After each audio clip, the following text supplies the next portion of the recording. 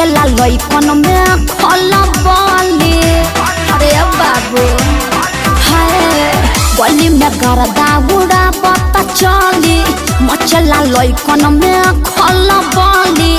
मारले नि सेंट जब हम कम कौआ ए गोरी तोरी पुरान के हका ब्यास। अरे ना होई खेसरिया के हाल। ए गोरी तोरी चुनरी बझली कौआ का जान मारे लहनाई लखना ए हटा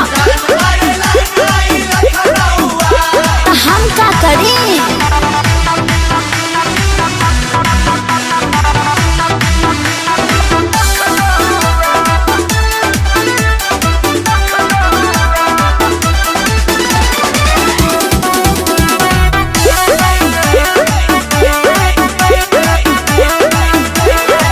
कातिल जवानी फरहबी अदाबा एही पाया बाबू दुनिया फिदाबा। हुआ जवाहर हिले शहर बाजार हिले ओए होए। तोहरे अदा पमोने यो पे बिहार हिले। साचो अरे हाँ हो विद्या कसम कातिल जवानी फरहबी अदाबा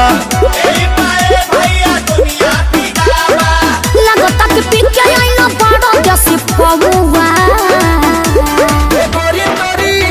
अरे मुंह महक रहा है हटिया। अरे रजनीगंधा तुलसी खाया है न रे। ये गोरी तोरी चुनरी बझली कौआ तो जान मारे लहनाई लखना हुआ। चल हटा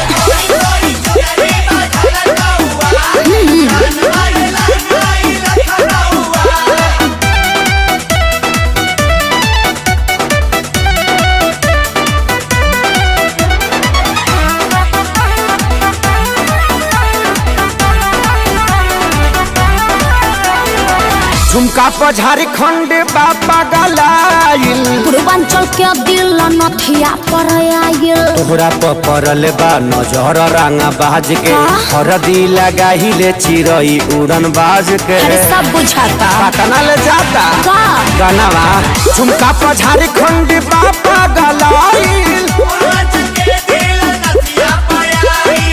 अखिलेश के सारी ढेरों बोली जनी रहुआ।